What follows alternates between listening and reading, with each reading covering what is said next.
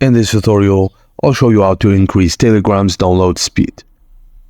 First, launch the Telegram app on your mobile device and tap on the search icon located within the app interface. In the search bar, type link to file bot and then select it from the search results. Once you've selected the link to file bot, tap on restart option to refresh the bot. Navigate back to the chat where your file you want to download is located. Locate the file you want to download within the chat. It would be video, document, or any other video type. By a file type. Tap on the three dots next to the file you wish to download and then select forward option and choose link to file bot as a recipient.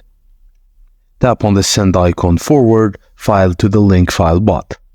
Once the file has been forwarded to the bot, tap on the download icon to initiate the download process.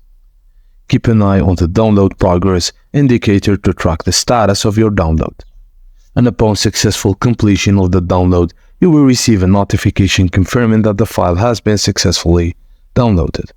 And that's it, guys. Thank you for watching, and please don't forget to like and subscribe for more.